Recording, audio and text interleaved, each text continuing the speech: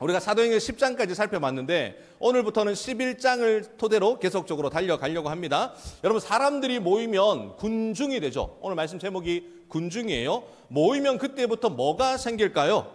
사람들이 모이기 시작하면 그때부터 뭐가 모이냐면 말이 모여요.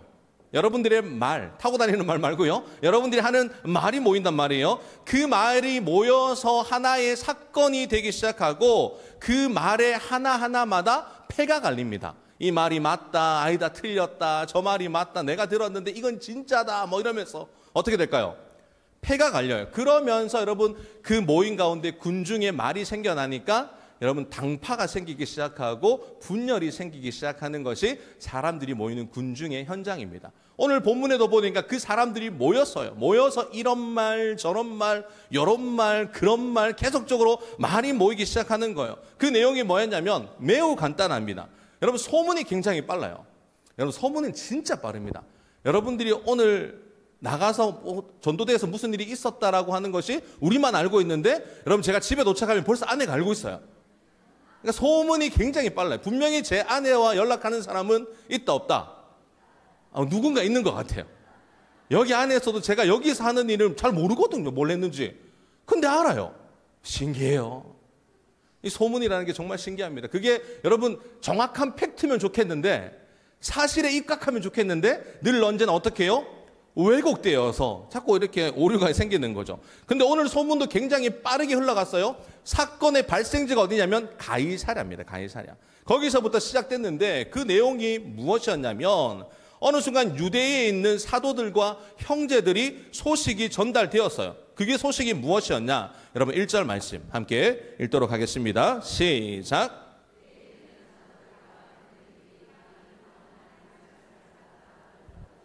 자, 여러분 보세요. 이방인들도 뭘 받았다? 하나님의 말씀을 받았다. 이 소식이 전달되었는데 이 소식은요, 좋은 소식입니까? 나쁜 소식입니까? 지금 여기서부터 헷갈리고 이러면 안 돼요. 여러분, 경산중앙교회 말고 더 쉽게 얘기할게요. 여러분의 가족들, 친척들, 안 믿는 영혼들이 예수 믿었다는 소식이 들려와요. 그러면 좋은 소식이에요? 나쁜 소식이에요? 맞아요. 좋은 소식이에요. 지금 좋은 소식이 그들 가운데 터졌는데, 발생되었는데 그들이 기뻐한다, 기뻐하지 않는다? 기뻐하지 않는다. 여러분, 행복전도학교를 통해서 경산중앙교회 다음 세대가 올 한 해 살아날 줄 믿습니다. 여러분들을 통해 30배, 60배, 100배의 결실을 믿을 줄 믿습니다. 그런데 그 소식을 듣고 할머니들이 싫어해. 그러면 되겠어요, 안 되겠어요? 안 된다는 거예요. 그냥 우리가 어떤 복음의 역할을 감당할지를 여러분 마음속에 품고 살아야 된다는 거예요. 복음이 전달됐으면 좋아해야 되죠. 그런데 왜 그들이 기뻐하지 않았냐면 그들은 자신들이 어떤 존재로 봐왔던 거예요? 구별된 존재로 본 거예요. 우리는 특별한 사람이다라고만 생각했던 거죠. 여러분, 그렇다 보니까 하나님의 말씀을 듣는 건 당연하지만 이방인들이 하나님의 말씀을 듣는 거는 안 되는 거야. 그러니까 우리만 들어야 되는 거야. 우리 안에서만 기뻐해야 되는 거야. 이방인에게 복음이 전달됐다는 것은 위법이라는 겁니다. 여러분, 서로 군중들이 모여서 이런 이야기를 가지고 실랑이를 벌였어요. 그럼 뭐가 될까요? 결국 싸움이 일어나겠죠. 갈리겠죠. 상처받는 사람이 있겠죠. 뭐 이런 소식들이 들려왔는데 처음에 그 소식을 받은 사람이 누구였냐라는 거예요. 1절에 보니까 누구라고 얘기해요? 사도들. 그 다음에 누구요? 형제들. 여러분 보세요. 사도들과 누구였다고요? 이들이 누구냐고요? 예수님이 부활해서 40일 동안 이 땅에 계셨습니다. 그러면서 처음 부활하신 모습을 누구에게 보여줬죠? 사도들에게 보여줬고 형제들에게 보여줬는데 몇 명의 형제들에게 보여줬죠? 몇 명? 500명의 형제들에게 보여줬단 말이에요. 그러니까 그들의 일부가 지금 사도들과 형제들이 그 소식을 먼저 들었습니다. 부활을 경험했던 사람들이 들었다는 거예요. 우리말로 얘기하면 예수 믿는 사람들이 타 지역에서 예수 믿는 것이 붐이 일어났더라. 이 소식을 우리가 들었다는 거예요. 예수님께서 분명히 승천하시기 전에 우리에게 부탁하신 말씀이 있어. 그게 뭘까요? 그게 뭐죠? 사도행전 1장 8절에 아주 유명한 말씀이죠. 한번 외워볼까요? 시작. 오직 성령이 너희에게 임하시면 너희가 권능을 받고 예루살렘과 온 유대와 사마리아와 땅끝까지 이르러 내 증인이 되리라 하시니라. 와, 행복전도학교 오니까 말씀도 이렇게 외울 수 있는 능력이 여러분들에게 있는 줄 발견하게 됩니다. 여러분 보세요. 어디까지 예수님이 증인이 되라고 얘기하셨죠? 땅끝까지. 그들이 생각할 때 이 땅끝은요, 자신들이 생각한 영역에서의 땅끝이에요. 여러분들의 경험에 입각해서 내가 경험한 것까지만 생각할 수 있다는 말입니다. 내가 본 것까지만 우리가 이야기할 수 있는 것이 사람의 연약한 존재라는 거예요. 그러니까 경험치가 굉장히 중요하죠. 내가 어디만큼 경험해 봤는지, 여행도 어디만큼 가봤는지, 내가 전도의 현장도 어디까지 해봤는지, 내가 영적인 세계도 어디까지 경험해 봤는지, 뭐가 중요하다? 경험치가 중요해요. 그 경험치가 얕은 사람이 있고 깊은 사람이 있습니다. 여러분들은 깊은 사람입니까? 얕은 사람입니까? 여러분들의 전도의 복음의 기쁜 소식을 아는 사람입니까? 모르는 사람입니까? 아는 사람이에요. 그러면 우리가 그것을 뛰어넘는 은혜의 방편을 우리 가운데 보여줘야 된다는 거예요. 그런데 이들은 어떻게 했냐면 내가 생각하는 경험치로 이야기를 한 거예요. 땅끝? 땅끝이 어딘지 어떻게 알겠어요, 그 당시에. 아무도 모르죠. 몰랐던 거예요. 그러니까 근시안적인 인생을 살았던 것이 유대인들의 모습이었다라는 거예요. 그러니까 땅끝이 생각할 때 사마리아의 복음이 전해졌다? 여러분 이걸 인정하고 싶었을까요? 인정 안 하고 싶었을까요? 여러분 남북이 갈라지면서 북이스라엘이 사마리아의 수도를 이제 왕조가 세우면서 그쪽으로 옮기잖아요. 그러면서 그 사마리아 땅 가운데 우상이 가득한 땅이 됐고 혼혈이 되다 보니까 유대인들은 그 지역을 싫어했어요. 그 지역에 가고 싶지도 않았습니다. 그러니까 그곳이 땅끝이라고 그들이 생각을 했던 거죠. 그런데 여러분 그곳에 뭐가 생겼다는 거예요? 교회가 생겼어요. 교회가. 왜 교회가 생겼죠? 예루살렘의 교회가 어떻게 됐습니까? 여러분 기억을 한번 되살려봐요. 알겠죠? 혹시 모르시면 팍팍TV 가시면 사도행전 3장부터 10장까지 설교가 되어 있으니까 그걸 다시 한번 더 리마인드 하면서 여러분 들으시면 됩니다. 그렇게 해서 여러분 교회가 사라지기 시작하니까 어쩔 수 없이 여러분 흩어졌죠. 흩어졌는데 교회가 생겼어. 어디에? 사마리아 땅에 교회가 생긴 거예요. 그러니까 사마리아 사람도 어떻게 보면 이스라엘의 영토 안에 있는 땅이잖아요. 그러니까 그들은 그래 좋아 여기까지는 내가 인정할게 라고 생각을 했단 말입니다. 그러니까 어쩔 수 없는 상황에 발생된 복음이 어쩔 수 없는 순간에 허용된 거예요. 그러나 이방 지역에 하나님이 말씀이 들어가는 것은 이거는 말도 안 되는 일이에요. 용납이 안 됩니다. 그러니까 베드로가 사역을 마치고 예루살렘에 복귀를 하고 돌아왔어요. 돌아오자마자 베드로를 보고 어떻게 합니까? 사람들이 막대같이 달려들면서 뭐가 시작되죠? 청문회가 시작되는 거예요. 네가 감히 어디 갔다 왔냐고. 어디 갔다 왔는데 지금 우리 가운데 이런 소문이 들리냐고. 그러면서 2절 말씀을 얘기하는 거예요. 2절 말씀 함께 읽어볼까요? 베드로가 시작.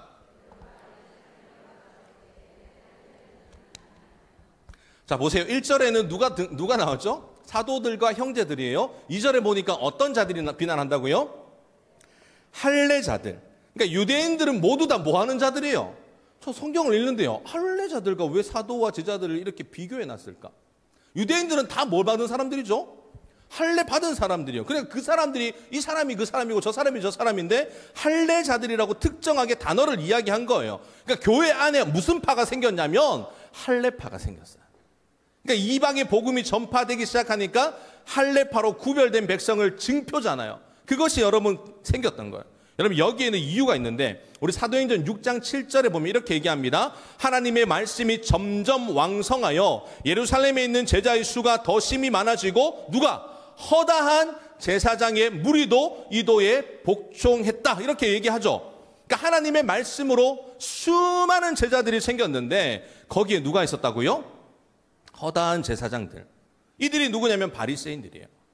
그러니까 바리새인들은요. 할례를 굉장히 중요하게 여겼던 사람들입니다. 그러니까 그 할례 때문에 붙은 별명이 바리새인인 거예요. 분명 이들도 복음의 능력을 경험했고 예수님을 만났기 때문에 내가 이 바리새인이지만 예수님을 영접하겠노라라고 다짐을 하고 믿고 교회 안으로 들어왔어요. 하지만 그 안에도 자신만의 내재되어 있던 그 쓴뿌리는 제거했다, 제거하지 못했다. 제거하지 못한 거예요. 쉽게 설명하면요. 은혜를 받았어. 저와 여러분들이 은혜를 받았단 말이에요. 근데 아직도 내 속에 뭐가 있냐면 과거의 쓴뿌리가 남아있는 거예요.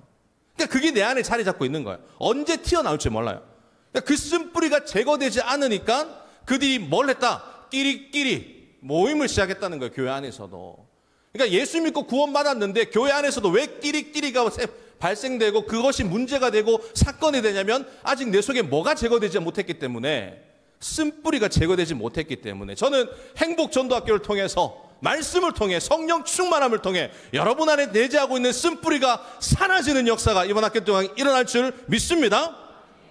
여러분, 물론 우리 교회는 없겠죠. 맞죠? 우리 교회는 그 쓴뿌리가 없을 겁니다. 끼리끼리 모임들이 없을 거예요. 여러분들 혹시 뭐 목회자가 모르는 여러분만의 그룹들이 있습니까? 끼리끼리 연락하는 멤버들이 있습니까? 한 달에 한 번씩 개 모임을 하면서 돈을 내면서 맛있는 거 먹자 이렇게 하는 모임이 있습니까? 그런 모임 뭐 가져도 괜찮죠. 그런데 그 모임 가운데 교회를 비방하거나 누구 성도들을 모방하거나 그런 자리가 여러분들이 있는 자리가 되면 될까요? 안 될까요? 안 돼요. 여러분들은 말씀으로 충만한 사람들 아닙니까? 맞습니까? 세 사람 얘기했어요. 말씀을 아무도 안 읽고 있는 것 같아요. 드라마 바이블을 지금 우리가 얼마나 열심히 읽고 있는데, 여러분 말씀으로 충만한 줄 믿습니다. 말씀이 내 속에 들어오면 죄를 지을 수 있다 없다? 없어요. 제가요 지난 학기 때 1월이었죠. 1월에 어떤 목사님을 만나고 이 성경 통독에 충만함을 입어서 매일 지금 통독하고 있습니다.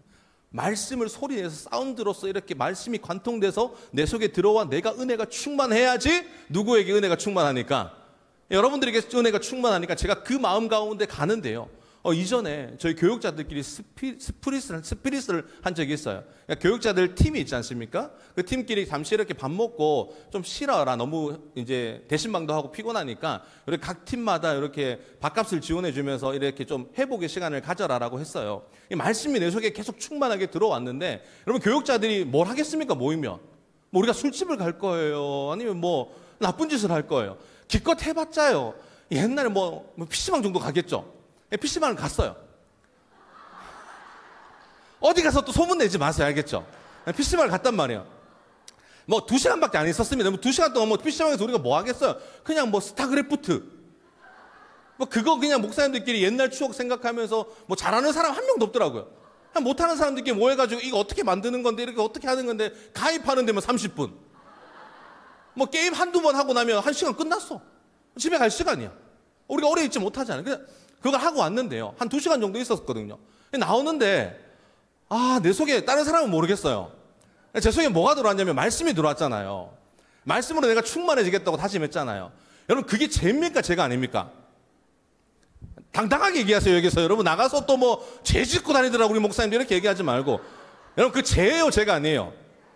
죄 아니에요. 여러분 게임 하잖아요. 핸드폰으로. TV 보잖아요. 드라마 보잖아요. 똑같은 거예요. 그냥 우리가 1년에 진짜 딱 한 번 하는 그거에 그냥 2시간 PC방 갔다 왔는데 마음이 불편한 거예요. 제가. 그래서 정말 성령으로 충만했는데 그때부터 불편함과 이 악이 가득한 내 삶이 들어오더니 그 다음날 제가 뭐 했냐면 새벽기도 결석을 했어요. 그러니까 영적 세계에 작은 틈이 들어오면 어떻게 된다? 무너지는 거예요. 그러니까 그게 분명히 죄가 아니거든요. 근데 우리가 근데 교제를 나누기 위해서 모인 거거든요. 그럼에도 불구하고 내가 그것이 조금 부딪히니까 내 속에 영적으로 작용을 하는 겁니다. 그게 영적인 사람이에요. 여러분 삶 가운데 내가 어떤 이야기를 할 때도 제가 이전에는 뭐 교육자들 행동하는 거 보고 다 보이잖아요. 우리가 잘하고 있는지 못하고 있는지. 뭐 저도 그렇지만. 근데 그걸 가지고 속으로 이렇게 했으면 좋겠는데 저렇게 했으면 좋겠는데 이야기를 하지만 말은 안 하잖아요. 제가 또. 근데 이제는 그런 생각 자체를 안 합니다. 그냥 하나님이 만드신 그 모습 그대로 하나님이 사용하시리라. 그러니까 말씀을 들어도 저 목사님이 말씀을 통해서 누군가 주님께 돌아오리라. 그렇게 우리가 바꾸는 거예요. 생각의 전환이 일어나는 것이 영적 충만한 사람들이거든요. 그래서 저는 올 한 학기 여러분들 삶 가운데 저부터 충만한 인생이 되어서 여러분 가운데도 그 충만한 역사가 임할 줄 믿습니다.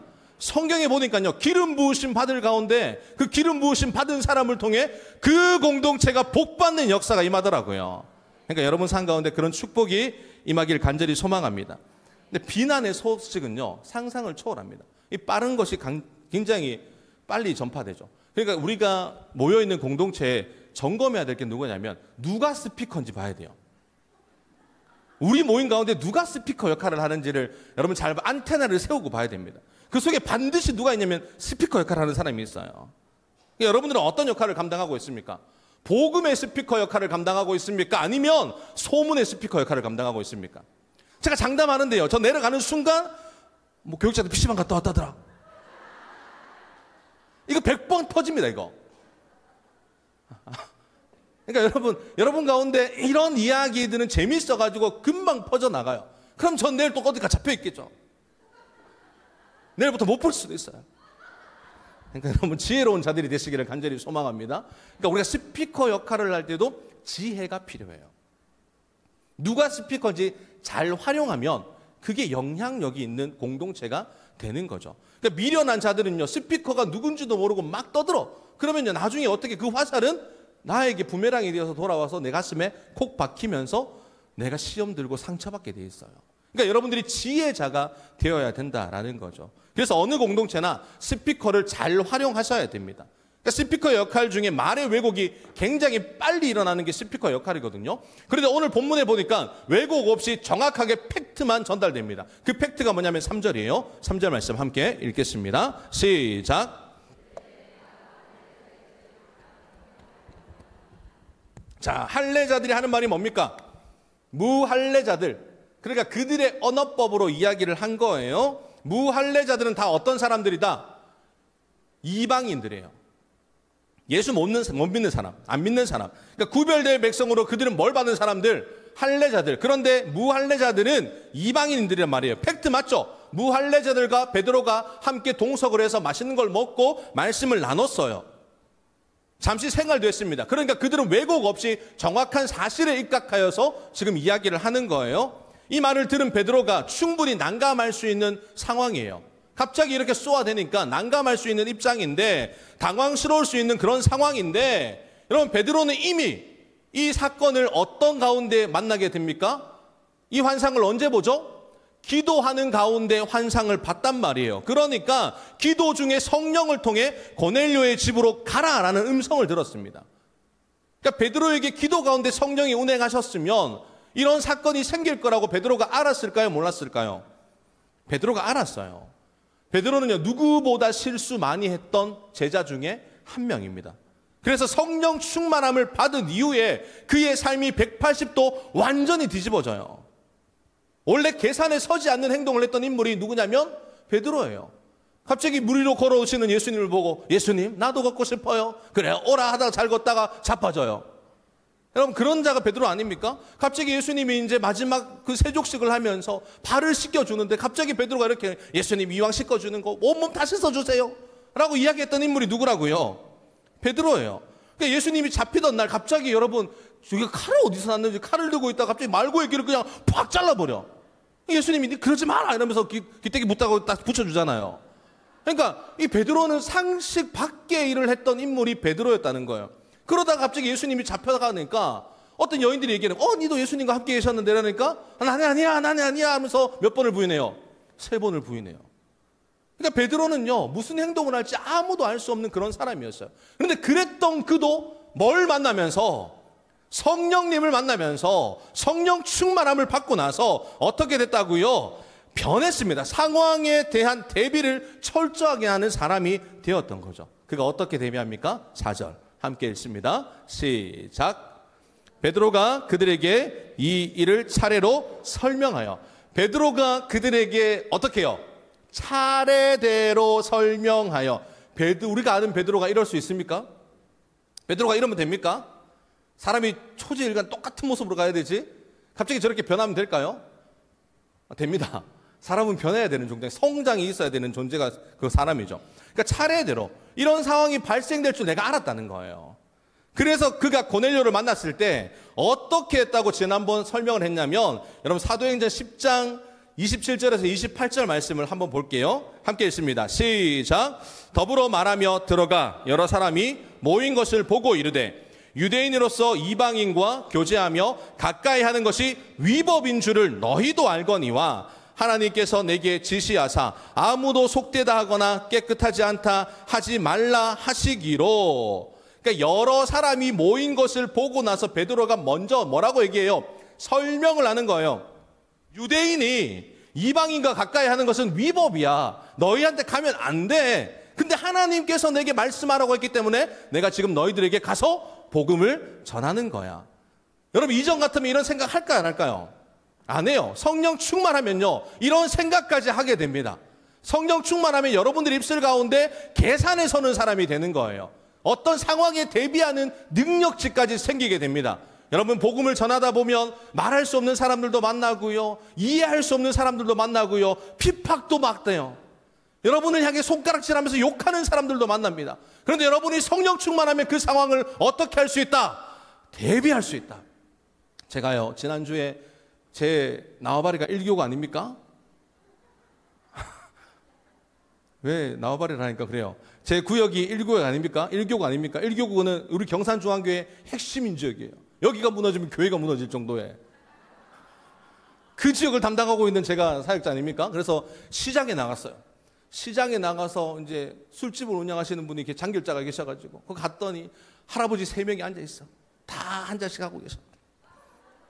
내가 거기 대신만 왔는데 그분들 이야기하다 보면 교회에서 왔다고, 경산중앙교회에서 왔다고 이야기를 하면서 하니까 어떤 사람들이 뭐라고 얘기하냐면, 나는 성경도 알고, 성경적인 얘기, 술을 누가 만든 줄 아나? 여기서부터 시작하는 거예요. 술 마시는 사람들이 술의 역사를 알아요.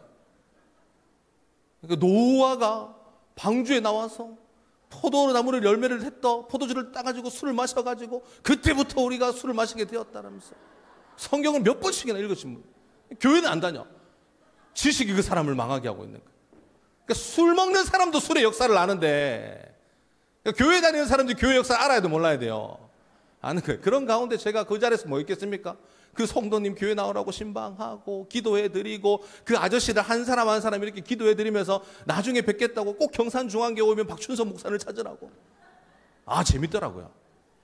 그래 깨닫는 게, 역시 현장에 가야 된다. 그러니까 여러분, 우리가요 거하는 곳이 다 예수 믿는 사람들 그룹이야. 여러분, 안 믿는 영혼들 만나본 적 언제 있어요? 여러분, 없어요. 우리가 생각해 보세요. 구역 예배하죠. 그 다음에 교회에 와서 뭐 전도회 모임 하죠. 그 다음에 끼리끼리 모였는데 또 믿는 사람이야. 여러분, 안 믿는 사람 만날 일이 있다 없다? 전혀 없습니다. 그러니까 전도를 한다 안 한다? 전혀 안 합니다. 이게 말이 맞아요, 틀려요? 이 지금 말도 안 되는 지금 상황이 지금 우리 사원에 발생되고 있어요. 그래서 여러분이 쉬고 있는 3개월 동안 뭘 뺏긴지 아십니까? 전도 현장을 다 뺏겼어요.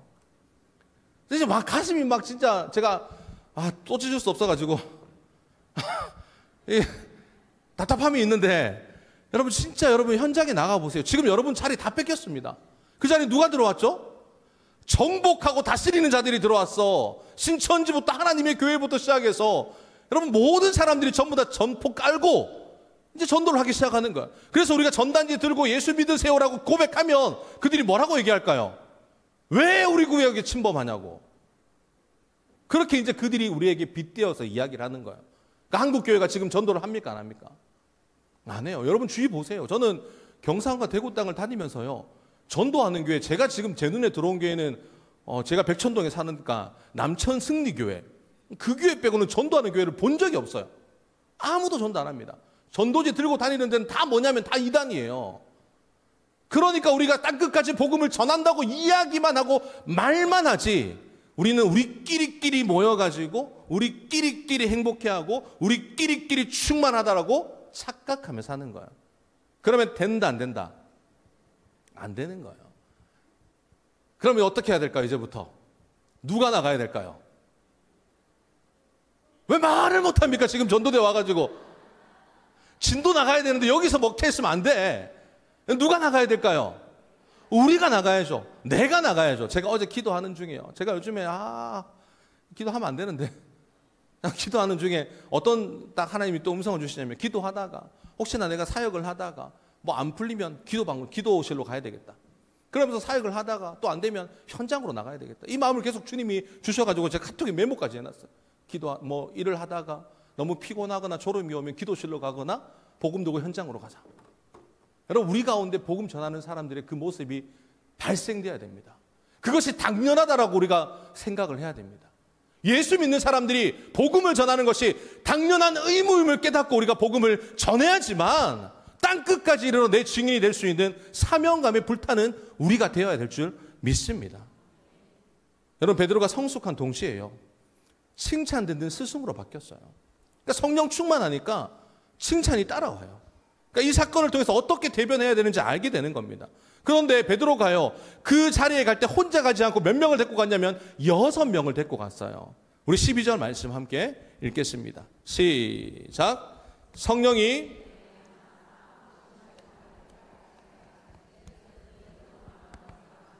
그 사람의 집에 들어가니, 군중들의 입을 완전히 봉행하기 위해서 어떻게 해요? 내 혼자 간 게 아니라 나에게는 증인 몇 명이 있다? 6명이 있다. 그러니까 하나님의 함께 일하심을 본 자들, 증거자들이 있다. 그러니까 여러분들이 전도 현장 갈 때 혼자 가지 말고 어떻게? 팀별로 운행하면서 같이 가십시오. 그러면요, 대적할 수 있어요. 어떤 상황도 우리가 대비할 수 있습니다. 그러니까 이 상황 가운데 계산이 안 서던 리더가 계산이 서는 리더가 된 거예요. 수많은 군장들의 질타를 받았던 그 리더가 하나님 앞에 온전히 섰다함을 받는 리더가 될 수 있는 겁니다. 그래서 여러분, 우리는 명확한 어떤 가슴에 불이 있는가부터 확인하셔야 돼요. 우리가 이번 학기를 시작하면서 내 속에 군중들 속으로 우리는 들어갑니다. 불기둥으로 들어가요. 마치 다니엘의 세 친구가 그 불기둥 속에 들어갔던 것처럼 우리가 세상이라고 하는 그 불기둥 속으로 들어갈 때에 성령의 역사가 임하는 거예요. 그 불이 무서워가지고 뒷걸음질 치기 시작하면 여러분 가운데 역사는 일어나지 않습니다. 내가 세상에 불타오르는 그 풀무불같이 몇 배나 뜨거운 곳에 내가 들어갈 때 하나님께서 임마누엘 하셔서 그 장소에서 여러분들을 보호하시고 여러분들을 막으시고 여러분들의 입술을 채우셔서 하나님의 복음을 전하는 전파자 역할을 감당하게 될 줄 믿습니다. 그러니까 이 모든 결실은요, 베드로가 실패했다고 하는 그 경험을 토대로 쌓아진 거예요. 실패를 두려워하지 마시라는 거예요. 실패할 수 있고 실수할 수 있습니다. 그러나 우리는 그 속에서 경험하면서 성장의 단계로 나아가고 성장에서 성숙으로 우리가 그리스도인이 되는 겁니다. 여러분, 우리 담임 목사님께서 부재 중일 때 가장 여러분 호재를 누린 사람들이 있죠. 그러니까 교회가 굉장히 어려운 때 함께 마음을 똘똘 뭉쳐가지고 여러분 그 위기를 우리가 극복했지 않습니까? 그 가운데 부교육자들에게 많은 기회였습니다. 담임 목사님의 부재가요, 우리들한테는 사실 기회였어요. 어떤 기회요?